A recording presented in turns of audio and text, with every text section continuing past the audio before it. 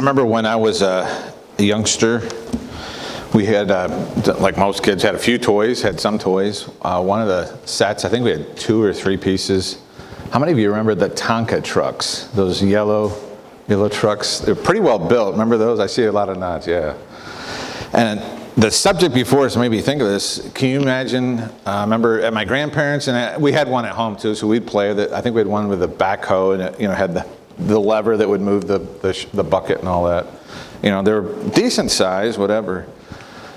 But the subject before us, dealing with the greatness of God, can you imagine seeing that Tonka truck, the backhoe, or one of those little dump trucks or something in one of the local gravel pits?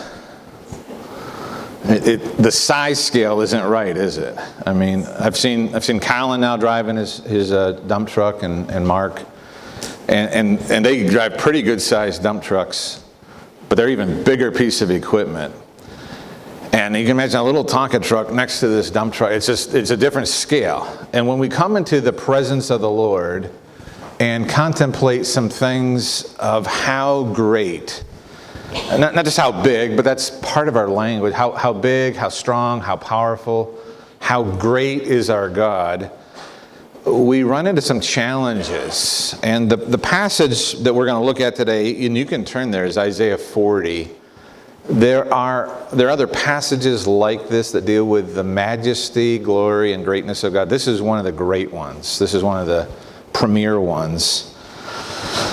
But you can imagine, in fact, as we read Isaiah in this section particularly, as he is describing God, and essentially he says no one compares to God. God's greatness, God in himself is incomparable. Or if you like the other pronunciation, incomparable. There is no comparison. And so we run out of things. And so I try to come up with some things that are weird scale. Can you imagine if you were given the assignment to build a house, a stick frame house, let's say, but your building material was toothpicks? It's hard to even imagine that kind of thing. Or for those of you, we have the 200th anniversary, a lot of people coming in to eat with us. Can you imagine if, I don't see Dennis here right now, but if Dennis called you and said, I have an assignment for one of you. I want you to make this recipe, it involves gallons and gallons of something or other, something, maybe the drinks or the lemonade or something. And unfortunately, all we have is a 1/8 teaspoon measuring scoop. But I want you to make, 500 gallons of this lemonade. It is, and this doesn't even compare. As we get into this text a little bit, fairly familiar text. In fact, the ending of it is probably some of you have it memorized, about being lifted up on wings of eagles. You'll see that the challenge is we are finite human people. We are the created beings. And when we are attempting to describe, meditate on, or think about the infinite God who made us, we have a lot of challenges. There's a lot of things. How do you even measure that? And this is very interesting. Apparently, human language is adequate. The way God made us and the way he gave to us speech and thought and language, the best word is probably adequate. It is adequate for us to ponder who God is. It does not allow us, because we are finite, it involves the language, but just our own minds. We cannot wrap our minds all the way around who God is and what he is like. We can only get pieces of it. But my understanding from the Scripture is those pieces drawn from Scripture are adequate. They are sufficient for us to come to know the living God in a personal way. And for that understanding, that gazing at his greatness as we look more and more at him, to understand him a little bit better day by day. And so we're going to work our way through this passage, fairly familiar text in Isaiah 40, not the entire chapter, but quite a bit of it. And the first bit of our time together will be just Isaiah's descriptions in 6 different categories, kind of six stanzas or 6 strophes of a poem, if you will. And this presents to us again the power of poetry. The power. This is not a dry theological treatise describing God in in just affirmations or statements of truth. We believe that's important. Like our church documents, we have a constitution and articles of faith in which we declare certain beliefs. And the Bible has large sections like that as well. But it also has very large sections through the Psalms and Job and here in this section that are poetic. And the imagery and the metaphors that are drawn to attempt to open our eyes and see God in a little bigger way today. And so we want to draw that together. There's 6 of them here, 6 paragraphs. I'm beginning in verse 12. And verses 12 to 26 is our first thing, to see the incomparable greatness of God. Described for us by Isaiah. And it's a series of questions and answers. You'll see that. Isaiah asks a question and begins to answer it. But a series of question and answers that list and attempt to describe in these images, in these poetic figures, attempts to illustrate just how great, just how awesome, just how majestic, how incomparably powerful and wonderful God and God alone is.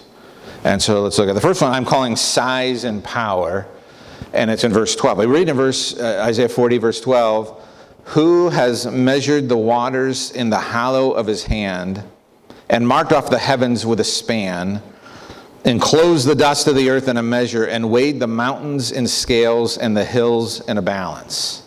And so this is the opening salvo. This is the opening imagery, a size comparison. So we look around us at the earth, and the earth is a pretty big place. Maybe you have a little piece of it here. I think we have about a quarter acre or half an acre at our house. Some of you have a size more than that. But I'm letting you know, even if you have 50,000 acres, that's just a little sliver, a little piece of dust of the earth. It's a big planet. And the description here in 3 or 4 ways, measuring the waters in the hollow of his hand. Some of you guys are as big or a little bigger than I am. Have a decent sized hand. If you were to dip your hand into some water, how much water could you hold in your hand? I don't know, quarter cup, half cup, maybe. Maybe your hands are huge and you can get a whole cup. I don't know. God, the description here is that he can measure the waters of the earth in the hollow of his hand. I imagine all of you have stood next to a lake, maybe one of the Great Lakes here, Ontario, or many of you have probably been to the ocean and looked out at the vast size of that body of water. And the poetic description here of God is such a God that in that vastness that goes beyond sight. If you've been to the ocean, actually even on the Great Lakes, you can get out of sight of land. But if you're seeing that, and the description is God can hold all that in his hand. And it goes on, and mark the heavens off with a span. Well, how big is that? We're going to come back to that in a minute, but the heavens are very big. They're massively large. And our God, that a poetic description that Isaiah gives, you and I say, well, it's, the scientists estimate it's so many million light years or so many whatever across and so on. And God says, when I made it, it's about this big. Yeah, that's how big the entire heaven, the universe is. That's how I made it. And it goes on, who is the dust of the earth and weighed the mountains. How many of you have been out west or somewhere else where the Rocky Mountains? Few of you, not to put I love our hills here. These are beautiful. But if you have lived in the mountains, these are not mountains, right? They're not really mountains. But if you've been to the Rockies, or I've many years ago flown over the Swiss Alps, or things like that, those are huge. We're talking 12, 15, 18, 20 plus thousand feet high. And the vast volume, the weight. And the description here is, how big is that? Well, God, he puts it on a scale, and he sets the mountains there, and this is how much it weighs. And so the size and power. And this introductory description, just this one verse, size and power of God, it gives us the idea that God is vast in his character. He is infinite in his being. And we begin to see the challenge of meditating and thinking and coming to grasp how big is God. And the answer is beyond our understanding. He is very big. The next one, verses 13 and 14, deal with God's skill and wisdom. And here's verse 13 and 14. Who has measured or directed the Spirit of the Lord, or what man shows him counsel? Whom did God consult, and who made him understand? Who taught him the path of justice and taught him knowledge and showed him the way of understanding? And so a series of rhetorical questions, if you will. Who did God get to help him out? A lot of times you and I have projects we need to accomplish, or questions, something that we encounter. It might be a medical thing, or a house building project, or a repair thing, or whatever it is. And we just don't have much expertise in that field. So we find somebody, maybe a friend here at church, or we go to a doctor for medical assistance, or whatever it is. And the question Isaiah raises, who did God turn to when he made the worlds? Who does God go to when he needs advice? And the rhetorical answer is nobody counseled God. He is self-sufficient. He in himself has all the wisdom, all the knowledge, all that he needs. And so no one counseled him. He is excellent and precise. He is the skillful creator and knows all things. And so the skill and wisdom of God. I notice the third one in verses 15 to 17 is his supremacy. God's supremacy, particularly in mankind and in history. Let me read the verses to you and think about this. Verse 15, behold, the nations are like a drop from a bucket, and are accounted as the dust on the scales. Behold, he takes up the coastlands like fine dust. Lebanon would not suffice for fuel, nor are its beasts enough for a burnt offering. All the nations are as nothing before him. They are accounted by him as less than nothing and emptiness. And again, this is part of the strategy. It's not found only here in this section in Isaiah, but in other passages. When trying to deal with God and trying to make these comparisons, these superlatives, these poetic images, the author, and Isaiah does it here, he will take the best or the biggest that man can comprehend and compare it to what we might think is the least or the smallest of God's abilities. So in this case, the overarching theme here is he is supreme over all life. He is supreme over humankind. And he doesn't say in verse 15, behold, each individual or one man or one woman is like a drop in a bucket. He says collective humanity. And again, this isn't saying anything about the fact that he loves the world. He loves people. He created us as the apple of his eye. He made us to worship him. And so that has nothing to do with the fact that he values us. But what he's saying is, in comparison to God, it's not just you don't compare to God. It's even if you took all of humanity, of all history, of all times, and added us all up together, the collective, everything that we have, that's not even a drop in a bucket. And so the supremacy of God and the fact that he rules over all this, over history, over humankind. And so I've called that his supremacy. I notice fourthly here in verses 18 to 20, what I call the fact that he is singular. I might call it solo, but maybe singular. He is unique. He is alone. No one, this is the incomparable. No one and nothing compares to God. Look at verses 18 to 20. And he asks this question after having discussed these other things. To whom then will you liken God? Or what likeness compare with him? How are you going to describe him? How can you? This is that issue, and I'm interrupting myself in the reading, but this is that issue of, for different jobs, we have different measuring tools. If you were measuring, if you're measuring something real small, you'd have a ruler, probably of some kind. Or a caliper, if you're doing something real precise with engineering or construction. A small tool to measure as exactly as possible.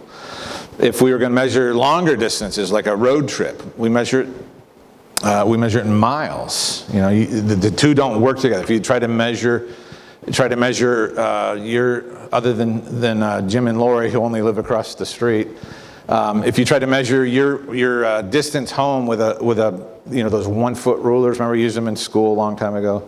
If you had to measure it, how many 12-inch rulers is it to your house? It's not the right measurement. We use miles. And again, in a moment, we're going to get into stars and universe things. if you started measuring regularly, if you were working in the field, if you were trying to measure the distance to stars and distant galaxies and so on, even using miles, it doesn't work. They use light years and astronomical units and things like that that are of much, much greater distance. And so when we encounter, to whom then will you liken God? What's he like? And we typically, this is one of our downfalls, even as redeemed people, we kind of go in the direction of, well, God is kind of like me, only smarter. Yeah, he's kind of like you, but stronger. He's kind of like people, but wiser. And the whole point of this passage, no one compares to God. Though we've been made in his image, that's a different discussion. No one compares to God. He is incomparable. He is great and majestic. And so verse 18, to whom, what image, what figure, what measurement, to whom then will you liken God? Or what likeness compare with him? And then he's going to give an absolutely crazy thing, but people in the past did this, and actually people today do it. Here it is in verse 18. An idol? A craftsman casts it, and a goldsmith overlays it with gold and casts it for its silver change. The one who is too impoverished for an offering chooses wood that will not rot. He seeks out a skillful craftsman to set up an idol that will not move. And so here, God alone, there is no one to compare to him. And in the history of mankind and the effects of the fall and the results of the sin nature move men regularly to try and do something to replace God or make something like him, make an idol. And this is a very fascinating one from a couple angles here. I mean, on its surface, the answer to whom can you compare to God is no one. He is incomparable in all of his perfections. Not just his power and might, but his wisdom and skill. Not just his wisdom and skill, but his beauty and grace. Not only those, but in his infinite nature. Nothing compares to God. He alone, he singularly is God of all. But the example he brings up is very interesting. The habit through the ages of fallen mankind is to make an idol. And so in our day and age, typically idols are not the ones like this, where you've made it out of wood or gold and it's on your mantle or in the living room or something like that. We're too smart for that, right? We make different idols. But let's talk about the one that's here for a moment. This is fascinating, because there's several layers of irony and thought in this. Who can you compare God to? Can you compare God to an idol? And then he describes how we get an idol, an actual physical idol, like you think of from ancient Old Testament days, different cultures. A craftsman. If you said, I need a God, I need someone to be my God, I need someone to worship. And you'd go down to Bob's, idol store or whatever, right? You get a craftsman, and you say, well, here's what I can afford. I want a really good idol. I can afford this many dollars, and you have a craftsman fashion it, and he casts it, and if you're well-to-do, you overlay it with gold. All right, you have a good job and a good pension, and you're like, we need a good idol. So we cast it out of something expensive. We make it out of gold. And more than that, so it won't, when we set it in front of the fireplace for our worship time and so on, so it won't topple over.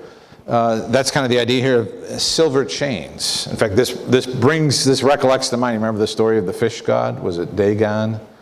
Back in the days of the judges and so on. And I think David's era. Anyways, when the Philistines took the ark and they put it into their temple, and their fish god, I think the name was Dagon, it kept tipping over, it kept falling over.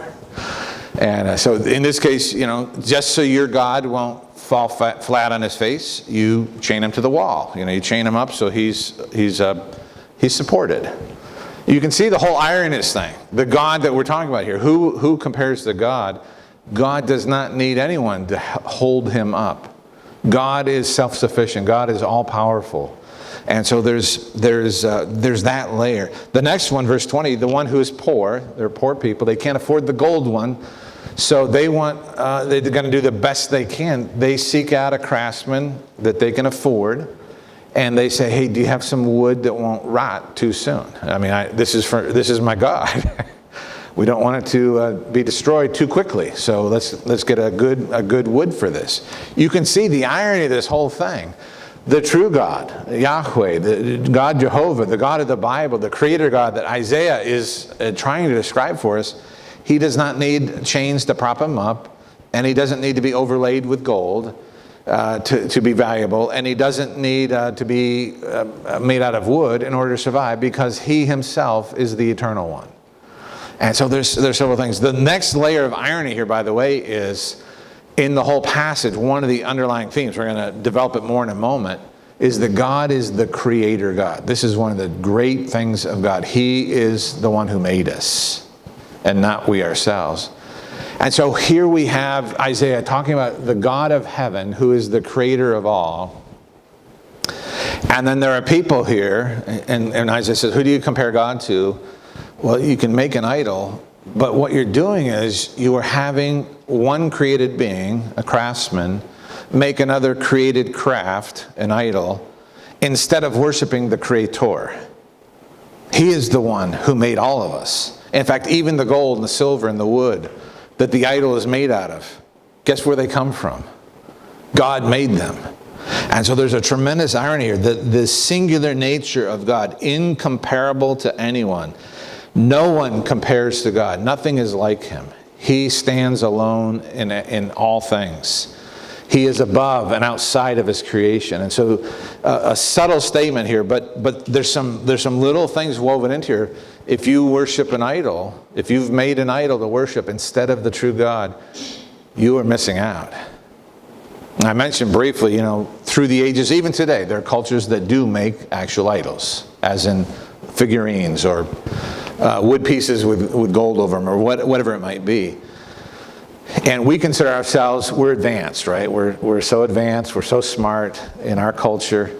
We don't typically have little figurines on the mantle. We do things that are a little more subtle, right? Like worshiping power, or worshiping money, or having an idol of, you fill in the blank. We do other things. We try to replace the incomparable God with something else to satisfy the needs of our soul. And Isaiah's driving at here, nothing compares to God. Nothing is like him. I notice fifthly here in verses 21 to 24, his sovereignty. His sovereignty. And this one is interesting as well. Do you not know, verse 21, do you not hear? Has it not been told you from the beginning? Have you not understood from the foundations of the earth? It is he who sits above the circle of the earth, and its inhabitants are like grasshoppers. Who stretches out the heavens like a curtain and spreads them like a tent to dwell in? Who brings princes to nothing and makes the rulers of the earth as emptiness? Scarcely are they planted, scarcely sown, scarcely has their stem taken root in the earth, when he blows on them and they wither, and the tempest carries them off like stubble. A description, a poetic imagery description of the supremacy or the sovereignty of God in heaven above. And so it's an interesting figure of speech here. It pictures him, the one who is seated in the heavens, the one who's up above, who has created all things. He looks down on the earth and all of its inhabitants, and they're like grasshoppers. They're like small things. They are insignificant in comparison to his own glory and majesty. And this one's interesting because it's just describing his sovereign control in history, his sovereign power in the affairs of men. And I think this one maybe has a little parenthetical pause for us. We are not unique in this day, in 2023, to other ages and other places in history that need to be reminded of this. As we think of our current situation, we love our country, we enjoy the freedoms that we enjoy, and so on. And most of us, any of us who are paying attention to the news and the culture and so on, the changes that are taking place, moving away from God and turning our backs as a people on him and his word. And there is a tendency, there is a possibility, you and I would get fearful or get frustrated or get fretful or whatever it might be. And a little section like this reminds us God is the one in charge. He is the one seated in the heavens. He is looking down over his creation, over its people, over its inhabitants, over its plans, over its history. And the wording here, he brings princes to nothing. He makes the rulers of the earth as emptiness. They think they're established. They think they're winning everything. They think they're in power.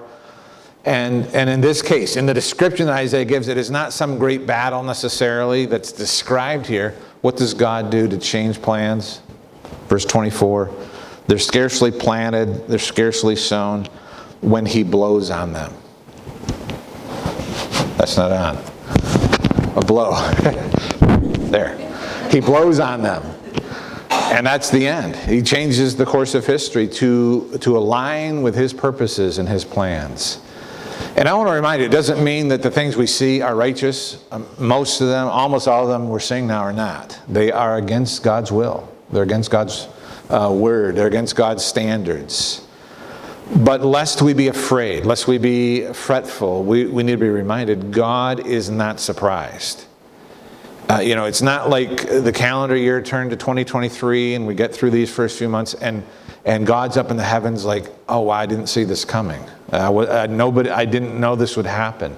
That is not at all the case. The one in the heavens looks down and he rules over his creation. He is in charge and he will bring about his plans in his time. And so this is a reminder of his power over history and over the planet. He is aware of all this. The sixth description here is the one I want to spend just a couple minutes on. I call it the star maker. It deals with the stars. Verses 25, 26, 27. Verse 25, to whom then will you compare me, that I should be like him, says the Holy One. Lift up your eyes on high and see who created these. He who brings out their host by number, calling them all by name, by the greatness of his might, and because he is strong in power, not one is missing. And so verses 25 and 26, the creator, the star maker, he says, lift up your eyes and look around you. Who has made all this? I think he's particularly referring to the creation of the universe and the stars. And so take just a minute to think. Again, we're trying to get just a mental imagination, a picture in our minds of the greatness of God and the God who made all this. You realize probably that we here on planet Earth, we live in this solar system. So is there 9 planets, or did they change the number now? I can't remember. That's not our point today. But we rotate around one star that we call the sun. We're pretty familiar with the sun. And so that's our solar system. But we are part of the Milky Way galaxy. You probably know that. These are basic science facts. We're part of the Milky Way galaxy. How big? When we talk about God making the stars and calling them each by name and watching over them, how many stars are in our own Milky Way galaxy? Well, for starters, there's no exact number. The scientists make estimates. All right. So what is the estimate? The estimate is something like 100 billion stars in our galaxy, the Milky Way galaxy. 100 billion stars. Now, I need to take just a second. I'm just trying to help explain or illustrate. These kind of numbers are hard to imagine, aren't they? 100 billion. I won't ask if any of you have ever, held $100 billion in your wallet. It wouldn't fit, for starters. Or written a check for 100 billion. I'm pretty sure that hasn't happened. But let me make an analogy. Those in the back are at a disadvantage, but I have in my hand a penny. You all know what a penny looks like, approximate size and weight. If we were to take that penny and a bunch of them like it and put it in a 5-gallon bucket, and I looked it up. There's different numbers. I didn't take the time to count it, but they're saying something like $30,000 and 30,000 pennies in a 5-gallon bucket. That's a lot of pennies. But 30,000, we can probably, you can picture a 5-gallon bucket here, and like 30,000 is a lot. How about 1 billion pennies? If we were to start the stack of pennies and stack this up 1 billion pennies high, do you know how tall that would be? Approximately 5,000 miles. 5,000 miles. So if each of these pennies represented a star, we're at 1 billion. It's 5,000 miles high. Milky Way, 100 billion stars. 100 billion pennies. The stack would be 500,000 miles long. It could stack to the moon and back. That's a lot of pennies. Let me take you one step further. That's the Milky Way galaxy. 100 billion stars estimate. How many galaxies are there? Again, scientists don't know. We're talking about mega things, the universe. The estimate is between 100 to 200 to even 250 billion galaxies. Can you imagine that? I looked up on Answers in Genesis again just to get an estimate of the total number of stars and all those galaxies. Totally estimate. It is those who are mathematically minded. I should have Jay come up and explain this a little better to us. I'll do it very simply. The estimate number, this is off of Answers in Genesis, is 10 to the 22nd power. That is a 1 followed by 22 zeros. So you go hundreds, thousands, millions, billions, trillions, quadrillions, quintillions. I think it's 2 more. I don't know the names of those. It's 10 billion trillion is what it is. That's the estimate. That's a lot of names. That's a lot of stars. And who made those? God. This is, again, I think the physical power is the least of it. The great power is that he saved us and he loves us. He loves you. In fact, that leads us into our next thing here. Those are the 6 examples that Isaiah gives of the power and incomparable glory and greatness of God. But what he turns to then is in verses 26 and following is a description. So we look at God, we see these things around us. Wow, he is awesomely great. He is magnificently incomparable. His order of magnitude of greatness is so far we can only just kind of use imaginary terms for it. That's how great God is. But what good is that to us? Well, I have 2 or 3 things for you to think about. Number 1, before we even read verse 26, 27 and following, let's pause for just a second. This great of a God, as you and I meditate on it, not just this passage, but other ones, day by day, week by week, and we gather to worship, that's the God we're worshiping. That God who made all those stars, that God who is incomparable to anyone else, that God who is over history, that God who is singular in all his attributes. No one is like him. That's the God that we've gathered here to worship, to sing praises to pray, to even bring your request and mine, as small as they are, to someone as great as him. He actually cares about it. And so before I read the next couple verses and talk about gazing at God's greatness and its value, that is one of the values, just thinking about God and having it inspire and lift up our worship, that we're here to worship the God who is great in all he is and all he does. But there's a couple more things here. I notice in verse 27, starts with Israel. And here's the statement.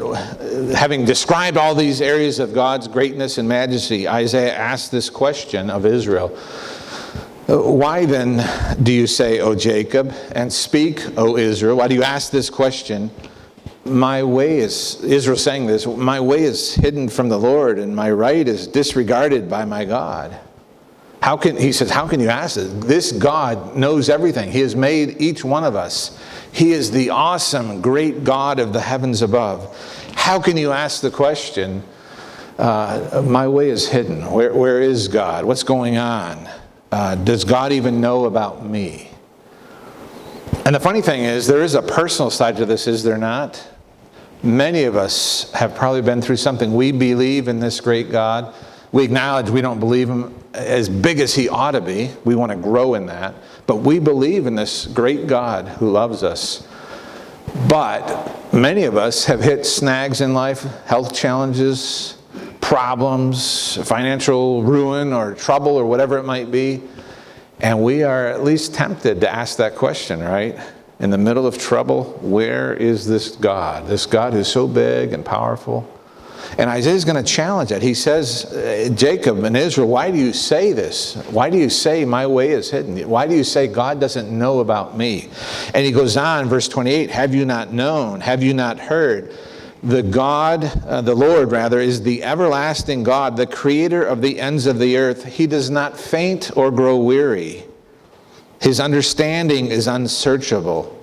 He gives power to the faint, and to him who has no might, he increases strength. I will tell you, I didn't put it in the introduction of the message, but in this section, Israel is in captivity, and they've been there for a while. And so their setting is a setting of challenge and trouble, a situation of difficulty. And at least at times, at least some of them are tempted or have been saying, where is God? Does he even know about me anymore? And Isaiah says, how can you say that? I understand the situation, but God is the God of heaven. Haven't you heard? Don't you know that the Lord is the everlasting God? He's the creator of the ends of the earth. He doesn't grow weary. He doesn't get tired. He doesn't run out of steam. He doesn't have the limitations that you and I have. His understanding is unsearchable. And more than that, he actually gives power to those who are in trouble. He gives strength to those who are weary and faint-hearted. And that's the God we're talking about. That's what he was saying to Israel back in his day. Israel as a nation had turned from God. They were in captivity. And Isaiah is saying, God is such a great God. How can you ask the question? He said, this God that is so awesome, so great, so majestic, is the God that knows all things. And he gives strength to the weary. There's really a personal side to this too, because this is written to Israel. This is Isaiah writing to Israel, but there's an application for us. Did you know God knows all about you? He's the creator of the ends of the earth. He still is. And even though you and I are just one person, each of us, he knows about our needs. We might be going through challenges. We might be going through difficulties. We might be going through struggles. And God not only knows and is powerful to help, he gives strength to those who trust in him. And in fact, that's where the verse turns. In verse 30 and 31, the closing of this, very familiar verse. Even the youth shall faint and be weary. Even young men shall fall exhausted. Quite a few of us in here are no longer exactly young men. And so we get tired faster. But even the young men, those in the prime, those who are strong and healthy in themselves, they get tired out too. They get weary. But guess what? Even though they get tired, verse 31, they who wait for the Lord, those who trust expectantly in the Lord, shall renew their strength. They shall mount up with wings like eagles. They shall run and not be weary. They shall walk and not faint. And so in the midst of this greatness, there's an angle to this. The opening, this first long section that we described this morning is multiple descriptions of the greatness, the bigness, the power, the majesty of God. And to gaze at that, by that I mean think on it, meditate regularly, not just this passage but other ones. See God in his glory. See what it does for your worship and your love for him. What it does for the volume and the expressiveness of your singing of praises. The God we're singing to is the one that Isaiah has just described. He is a great God, worthy of all of our worship. But there is a personal side. There's a comforting side to this as well. He's not just powerful and strong and great. He actually knows you, and he actually knows me. And he gives strength to the weary as we wait on him. And so may God help us to rest in him, to trust him, to serve him today in his strength. What a great passage. What a wonderful thing to think about, the greatness of God. I love this passage. What a great passage from Isaiah. And let you ponder that a little bit this week and in the days to come, to think of how great God is. We're going to actually close our service. We'll call it prayer. It's going to be the doxology. Can we sing that together as our closing prayer? Would that be all right? If you need the words, they're on page 21 in the Majesty. Praise God from whom all blessings flow. You can even close your eyes while you sing if you want, but we'll sing it as our closing song / prayer. This great God, we love him and we want to praise him with all that we have. You can stand if you want. Let's stand together.